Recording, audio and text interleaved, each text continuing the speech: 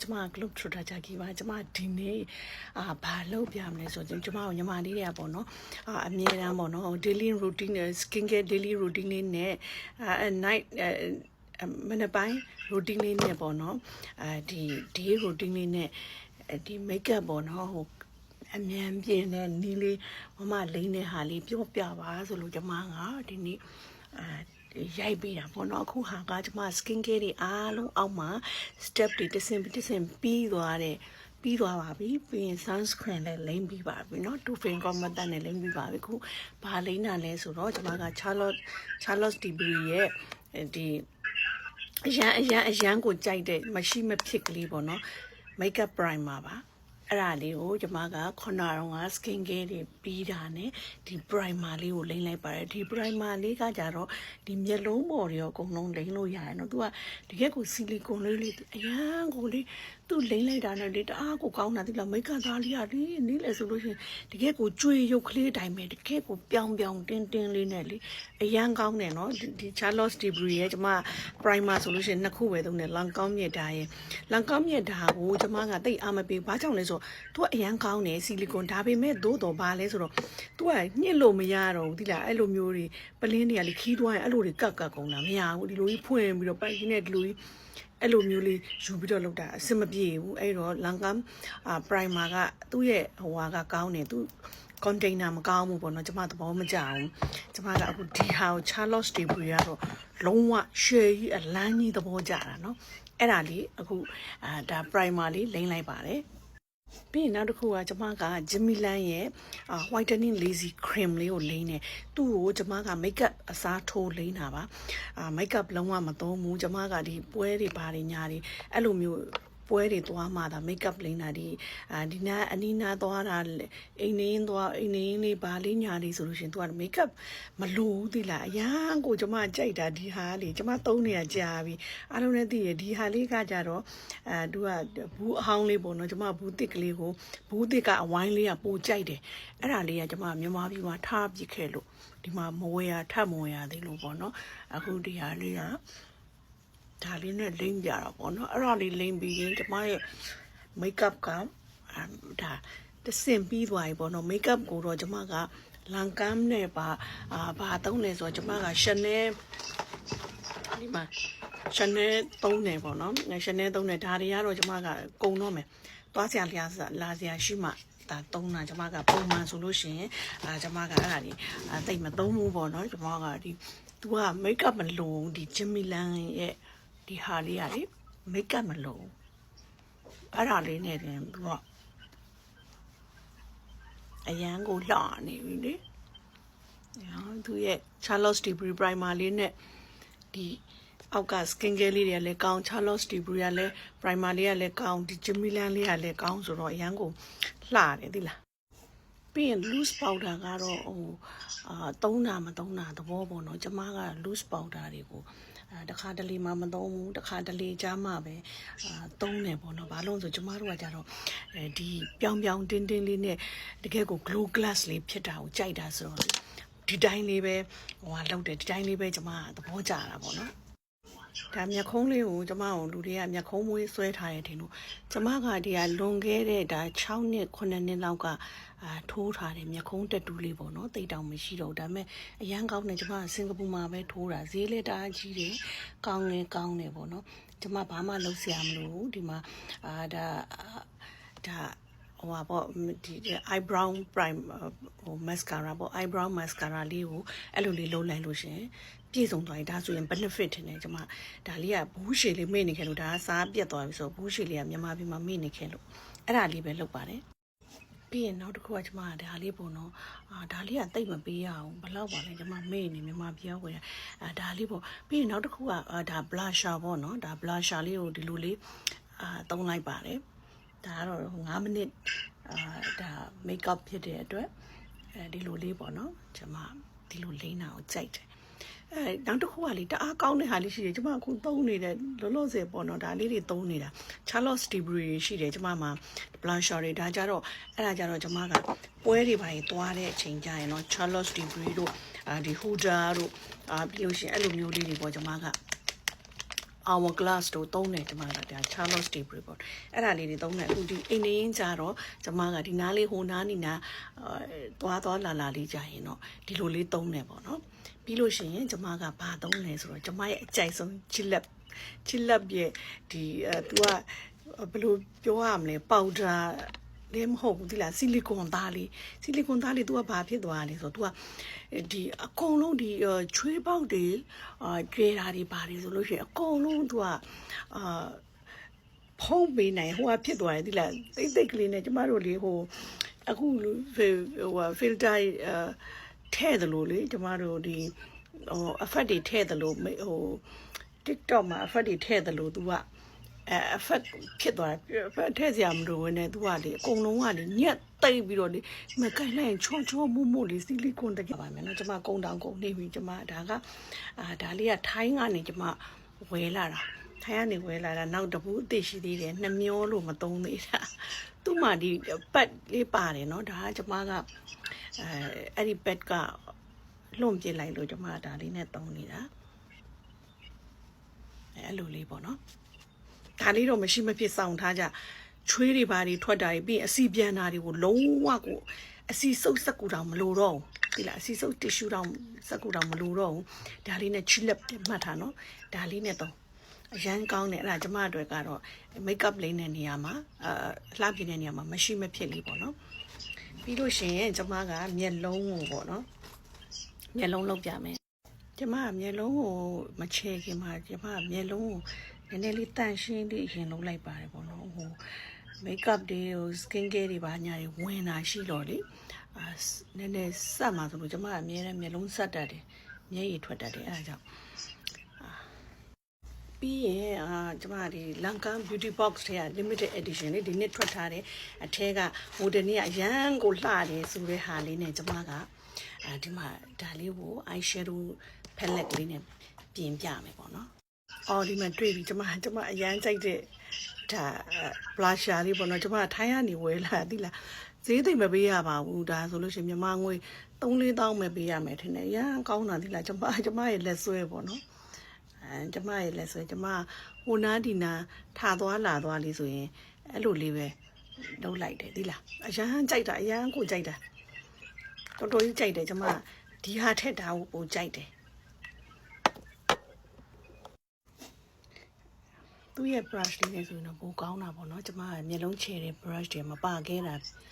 အကုန်လုံးဟိုနားမေဟို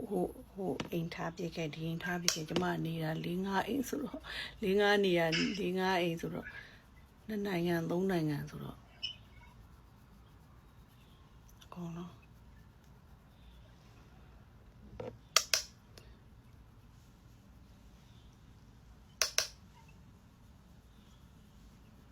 ရမ်းကြိုက်မှသိလား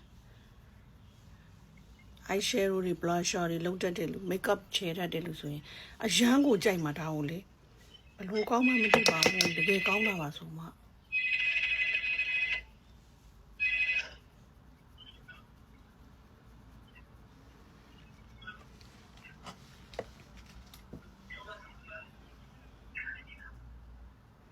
ဒါလေးနဲ့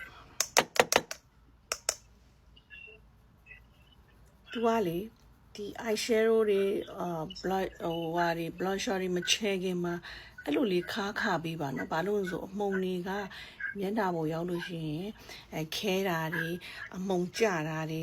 ဘာတွေအဲ့လိုမျိုးဖြစ်တယ်ပေါ့နော်ဖြစ်တတ်တယ်အဲ့အကြောင်းမို့လို့အသာတိခါပြီးလို့ရှိရင်အပေါ်မှာပုံသွားမှာပေါ့သိတယ်မလားကိုလိုချင်တဲ့တိုင်းတာမရပဲနဲ့နှက်မျောနေသိလားမနှက်မျောနဲ့နှက်မျောလို့ဆိုပြီးမခါပဲမနေနဲ့ကိုလိုချင်တဲ့တိုင်းတာမရပဲနေလိမ့်မယ်ဖြည်းဖြည်းချင်းနည်းနည်းချင်းပဲချဲရတယ် eye shadow ချဲတယ်ဆိုတာလေပြီးရောအများကြီးရောအင်ဆိုပြီးပုံချလိုက်လို့ချဲလို့မရဘူးပေါ့နော်သူလိုချင်တဲ့အတိုင်းတာရအောင်ကဖြည်းဖြည်းချင်းသွားရပါတယ်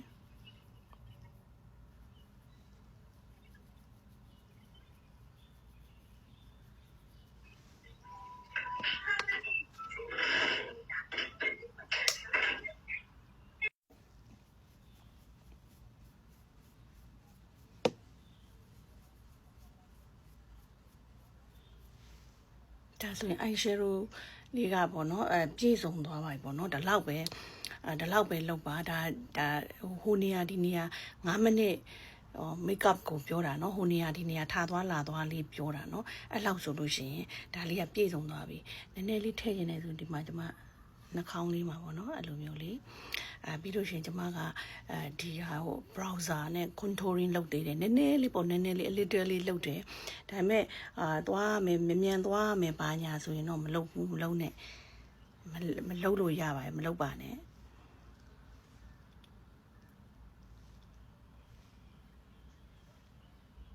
ဒါဆိုရင်ဒီလိုလေးလုပ်ပေးတိုင်းမျက်လုံးလေးကဝန်းဝန်းလေးဖြစ်သွားတာပေါ့နော်နှာခမ်းလေးဆိုလည်းဒါလေးကဖူးဖူးလေးဖြစ်သွားတာပေါ့ဒီလိုလေး little လေးနော် little လေးအများကြီးသွားမလုံးနဲ့ဒါနှာခေါင်းဆိုလည်းဒီနားလေးနဲ့ဒီနားလေးဆိုရပြီအဲ့ဒါဆိုလို့ရှင်နှာခေါင်းလေးကဖူးဖူးနဲ့ချွန်ချွန်လေးဖြစ်သွားတာအရန်ကိုကောင်းတာပါဆိုတကယ်ပါတုံးကြည့်စမ်းပါဝယ်စမ်းပါတကယ်ဒါတွေကအများအားမရဘူးเนาะဒီ limited edition တွေတစ်နှစ်မှတစ်ချိန်ပဲသူတို့ကဒါတော့မှကျမတို့ဒါတွေက official counter ကနေဝယ်တာเนาะ official counter ကဖြစ်တဲ့အတွက်အများကြီးမရဘူးကျမတို့ member တွေတောင်မှအမြင့်ဆုံး member เนาะဒါတောင်မှကျမတို့ကတယောက်ကိုမှသူက20ပဲပေးရောင်းတာဒါတော့မှတခြားပစ္စည်းတွေဝယ်မှရောင်းတာเนาะဟိုလိုမျိုးဆိုမရောင်းဘူးရှင်ပြီးလို့ရှိရင်ကျမကဒါနှခမ်းကြီးကတော့နောက်ဆုံးမှပေါ့နော်ဒါလေး Laneige ရဲ့ lip ဟိုဟာလေးက treatment လေးလုပ်ပြီးပြီအောက်မှာဒါကြိုက်ဆုံး lip ice ကစင်ကာပူမှာပဲရှိရတဲ့နဲ့ထိုင်းမှာလည်းရှိလားမသိဘူး Watson တို့ Guardian တို့မှာရ Guardian မှာရလားမသိဘူး Watson မှာရ lip ice တဲ့ဒါဆရာဝန်ညွှန်းတဲ့ဟာကျွန်မဒါပဲသုံးတယ်သူက10နာရီတိတိ moisturize လုပ်ပေးတယ်ဒါလေးကလေအရန်ကောင်းတယ်ဆိုဖတ်နှာခမ်းလေးကတိတ်လှညာပြီးလို့ရှိရင်ကျွန်မကမျက်လုံးချဲပြမှာဖြစ်ပါတယ်မျက်လုံးကိုတော့တခါတလေမှကျွန်မကဒီထဲမှာပေါ့နော် eye ဟိုဟာထည့်တယ်အခုတော့ eye ဘယ်လိုခေါ်လဲအဲ့ဒါ eyeliner လေးလုပ်တယ်ဒါမဲ့ကျွန်မတခါတလေမှမလုပ်ဘူးတခါတလေမှလုပ်တယ်ဒီမှာဟိုသွားကြလာစရာရှိရင်တော့လုပ်လိုက်ပါတယ်ဒါလေးရန်ကောင်းတာသိလားဒါလေးကဟိုဟာလေ body shop လား face shop လားမသိအဲ့ဒါဝယ်တာ magic ဟာလေအဲ့ဒါလေးလုပ်ပြီးရင်ကျွန်မက Dior ရဲ့ဒါဟိုဟာပေါ့နော် eyelash primer လေးပေါ့ကျမရဲ့မရှိမဖြစ်ပါပဲဒါလေကျမက eyelash primer အများတန်းသုံးတယ်မျက်တောင်တွေမပြည့်စည်ရအောင်ပြီးလို့ရှင်သူကဒီ eyelash primer သုံးတဲ့မျက်လုံးနဲ့မသုံးတဲ့မျက်လုံးကသိပ်ကွာတာအယောင်သူကလှလေးအရန်လှတယ်ပေါ့နော်ဘယ်လိုပြောရမလဲသူကအမြဲခံတယ်ကြာကြီးလက်ခံနေပြီးအောက်ပေးပွားတာပါညာမရှိဘူးလှလဲတအားလှတယ်ပြီးမျက်တောင်တွေကိုလည်းသူကအားပြန်ဖြည့်ပေးတာပေါ့နော်မျက်တောင်တွေကိုအားပြန်ဖြည့်ပေးတာဖြစ်တဲ့အတွက်သူကမျက်တောင်ပျက်စီးတာတွေပါတယ်လုံးဝမဖြစ်ဘူးကာကွယ်တာပေါ့နော်အရန်ကောင်းပါတယ်သူ့ရဲ့ benefit တွေကတော့အများကြီးပဲပေါ့နော်ကျမကဒါတိတ်အများကြီးမပြောတတ်လို့ဒါလေအများကြီးမပြောရပြီးလို့ရှင်ကျမ mascara ကဒါမဟုတ်ဘူးအခုလောလောဆယ်မှာသုံးပြန်မှာဒါလေးက Maybelline ကကျမသုံးတာတွေကအများကြီးဒါ Sephora ကသုံးတာတွေကအများကြီးဆိုတော့သုံးတဲ့အများကြီးတွေကိုမပြတော့ဘူးเนาะအခုလောလောဆယ်သုံးတဲ့ဟာလေးတွေပဲပြမယ်ပေါ့နော် mascara သုံးလို့ရှင်လေဒီလိုလေးလုပ်ပေးပါအပေါ်မှာမျက်တောင်မှာခဲနေတာတွေပါဖြစ်တတ်ပါတယ်เนาะအခဲတွေပါတယ်လေmascara ကိုဒီတကယ်လို့ဒီလိုမျိုးတွေခဲတာပါညာမဖြစ်ဘူးဆိုလို့ရှိရင်ခဲကုန်ပြီပါညာဆိုလို့ရှိရင်လေတိုနာလေးနဲ့ကိုယ့်အိမ်မှာရှိတဲ့တိုနာလေးကိုတိုနာရည်လေးကို20-30လေးထည့်ပေးလိုက်ဒီထဲမှာเนาะ20-30လေးထည့်ပေးလိုက်လို့ရှိရင်ပြီးရင်လှုပ်လိုက်ပြီးလို့ရှိရင်ရေနွေးလေးထဲမှာရေနွေးလေးထဲမှာခဏလောက်နိုင်ဝက်လောက်စိန်ထားပေးလိုက်လို့ရှိရင် mascara တွေကသူ့ဟာသူရေပြောသွားပါမယ်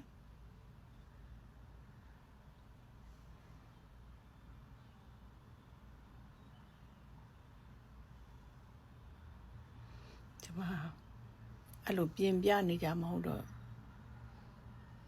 သိပြင်မပြမရိုက်တတ်ဘူးပေါ့နော်ပြင်ပြပြီးရိုက်နေကြမဟုတ်တော့နည်းနည်းအဲ့လိုလေးတွေကြရက်ကလေးတွေဖြစ်တတ်တယ် sorry ပါနော်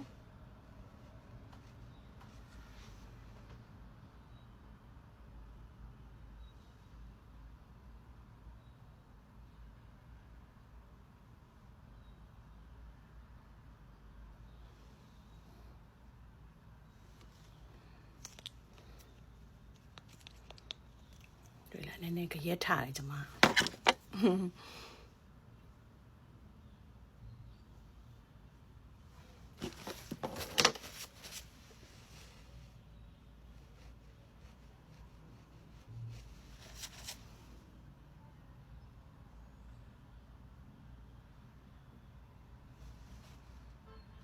ဒါဆိုရင်ခုနကတော့ငါဒီ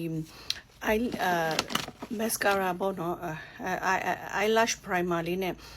လုံးလိုက်တဲ့ခါမှာမျက်လုံးလေးကတကယ်ကိုဒီနှစ်ခုကြောင့်ပေါ့နော်မျက်လုံးကအရန်ကိုလှသွားတယ်မျက်လုံးကတောက်ပြီးတော့လေဒါကကိုကော့ပြီးတော့လေအရန်ကိုလှတာနော်ပြည့်စုံသွားပြီသိလားပြီးလို့ရှင်ခုနကျမကဒီeye shadow palette လေးနဲ့ဒီနန်းလေးမှာလေအဖြူလေးလုံးလိုက်တဲ့ခါမှာမျက်လုံးလေးကဝန်းဝန်းလေးနဲ့သူကဒါကဟိုအမြန်ပြင်ပြတဲ့ဟာမို့လို့နော်အယုံမလေးမျက်လုံးဖြစ်အောင်လဲသူကဒီအဓိကဒီ mascara တွေနဲ့ဒီဟာတွေကအဓိကပေါ့နော်အဲ့ဒါလေးတွေအဓိကပါအခုဆိုလို့ရှိရင်ကျွန်မက9မိနစ် makeup လေးပြီးသွားပါပြီရှင်အားလုံးပဲကြိုက်ကြမယ်လို့သဘောကျလိမ့်မယ်လို့မျှော်လင့်ပါတယ်ကျေးဇူးအများကြီးတင်ပါတယ် bye bye ဂလုတ်ထူတာကြကြပါရှင်